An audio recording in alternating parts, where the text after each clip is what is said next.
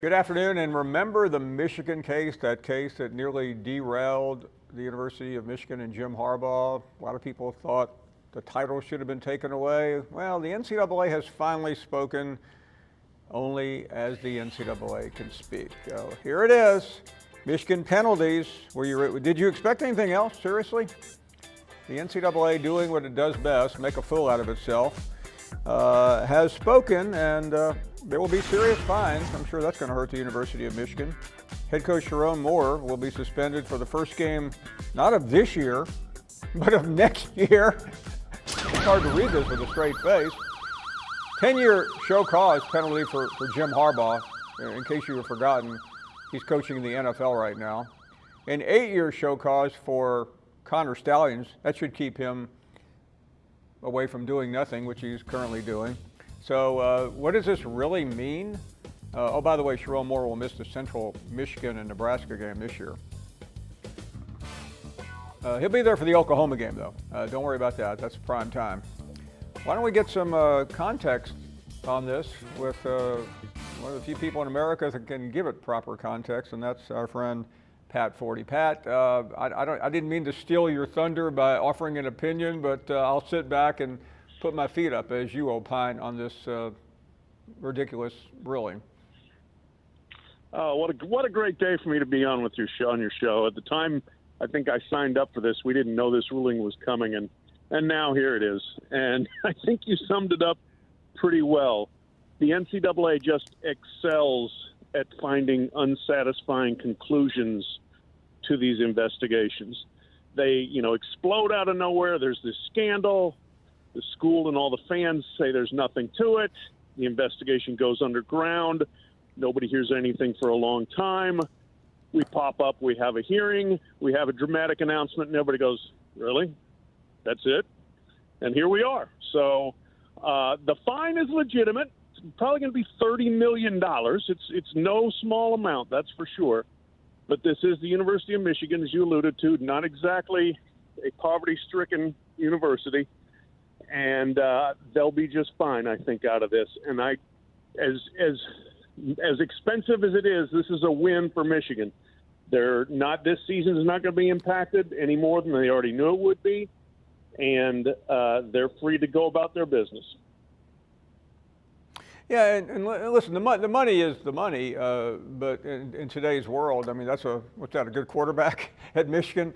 So it's not that big a deal, but many people are saying, Pat, this is the final legitimate case that we'll hear from the NCAA, and you have to believe that it landed about where everybody thought it would, but are they essentially out of business now in this regard with enforcement? I mean, certainly the power is waning, the influence is waning, the effectiveness is waning. Heck, the commissioners have taken things into their own hands and created a different college sports commission to handle NIL-related investigations. This really did have the feel of kind of the last big infractions case. There may be others, but it's going to be different going forward, and it is a diminished organization when it comes to rules enforcement. It already had been, right? Look, I mean, we already saw nobody took the rules very seriously. It's why they were always being broken. And one of the reasons they didn't take them seriously was because the NCAA could never find a way to get the punishments right. And so here we are. This is just another example, I think, of that. If you read the case, it's pretty interesting reading. Connor Stalions, what a devious dude. Holy moly. This guy, he had quite the scheme. Very melodramatic, too. Calling it the KGB, his people that he sent out to collect dirty film on opponent signals. Doesn't sound to me like, this was all good. We weren't even trying to get a competitive advantage, does it? But in the end, Connor Stalions could do what people do in his spot, destroy evidence, withhold evidence, and then just get out of the game. Jim Harbaugh could do what he could do. I'm going pro. I'm getting out of there. And then the NCAA is going to say, well, we're not going to punish the players that weren't around, so just give us some money and we'll call it a day. So Pat, we know what Michigan fans will think. We also know what Buckeye fans will think and everybody else will think. But in terms of a final headline on Jim Harbaugh's tenure there. He won the championship. He beat the odds. But in your mind, what did he do? What did he do, and how much did he know about what Connor Stalions was doing? Well, this is really interesting to me, and then part of an interesting tangent of this. I just finished a column, should be up at Sports Illustrated later this afternoon. 2019, Jim Harbaugh to John U. Bacon, author. It's hard to beat the cheaters. As of today, he's one of the most penalized cheaters in NCAA football history. 10-year show cause on top of a 4-year show cause. 14 years. Now, they mean nothing. He's not going to coach anymore. But there is no more way for him to take the high ground and say, I do things the right way. He didn't cooperate with the investigation. Major rule violations on his watch, not once but twice. And Michigan, rather smug school, feels rather proud about itself, can't sit there and look at the Auburns and the LSUs and the Tennessees and the Clemsons and anybody else and say, we're on a higher plane than you are, because they're not. Let me go back in time 5, 10, 15, 20, 25 years ago, Pat, starting with 25 years ago. What kind of penalty do you think this would have gotten? Good question. Something that was an extensive effort to get a tangible competitive advantage, I think would have drawn a major sanction. It probably would have gotten a postseason ban. Those were much more in vogue. Now nobody wants to give a postseason ban, and I get it. I understand the logic behind it and the rationale behind it. You don't want to penalize players that were in their junior year of high school for something. That had nothing to do with what happened. So I have no, feeling like postseason bans were just never very effective, because the time it takes to put together a case and prosecute it. So they would have gotten a postseason ban, and people would have lost their minds about how unfair that was. But the question is, Jim Harbaugh would probably still have been gone to the NFL, and so once again, they would have been penalizing the wrong people. So I've got a quick comment on the Michigan violations, if you have a minute.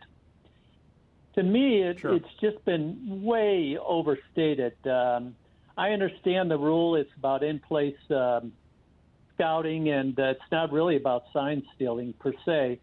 But Michigan just pounded the opposition after the Stalions was suspended. They beat Penn State, Maryland, Michigan State, Ohio State. They won the Big Ten championship and beat Washington, Alabama. I think what complicate the whole issue is how do you take that scouting and tie it into what change or difference it made to any particular game. And then as far as Sharon Moore, what a fool. He erased 50 messages that they eventually pulled back up and had nothing to do with the violation. So I think at the end of the day, it's about little substance, and it furthers the impression that the NCAA is overrated and of little substance at the end of the day. You agree? Yeah, and I think right now, and I did it, we're all guilty of it, but taking shots at the NCAA is low-hanging fruit. It takes no intellectual genius to take a shot at this bereft organization. But it's just, what bugs me here, John, is the hypocrisy of the Michigan fan base. They are easily among the most despicable group of overzealot fans I've ever dealt with. And the fact that they tried to act like they have a legitimate national championship, they don't. The banners won't come down, the trophies will remain, but everybody knows they cheated like bandits. Everybody knows that this thing stinks to high heaven. Everybody knows Jim Harbaugh was a total fraud in everything he said, but it won't matter because he got away with it, and the most important thing he did, he won. Well, there's a silver lining, Paul, and that is going forward, the present-day players and administration won't get punished for what the predecessors did. No, but and by the way, we're used to it by now. It's not a big deal. It's just the way it works. Hey, thank you for the call. Brian is up next in Tulsa, and you are on the air. Hey, Brian. Hey, Paul. Happy Finebaum Friday. Thank you. Today, folks, if you listen, it's Jim, John, and Chris. We're going to be dissing. And I want to talk about Michigan for a little bit. They need to change their name from Hell to the Victors to Hell to the Cheaters. The NCAA is a joke. This whole thing is a joke. And, Paul, I'm going to ask a question real quick. Could the CFP make a decision of potentially stripping Michigan of the national championship? Well, Brian, thanks for the call. I mean, that train left a long time ago, and it doesn't matter because once the Big Ten, I mean, the Big Ten commissioner tried to stand up, but he got shot down, and ultimately Tony Bettini didn't want to lose that national championship. There was almost nothing they could really do because of and you know, this committee is laughable too. But I mean, I keep going back to a place I don't want to go because it's really not worth commenting. Deb, good afternoon. Good afternoon. I admit I have not been listening to all the chatter about this decision last year, but I'm wondering, has there been any discussion about putting an asterisk by their name whenever these championships are listed? Deb, it's no, and here's the reason why. Okay. Because the NCAA, which has jurisdiction on what we're talking about here, does not have jurisdiction on Michigan's national championship. Michigan's national championship was awarded by the College Football Playoff, which is a different entity. So this is the real problem with the NCAA and has been for a long time.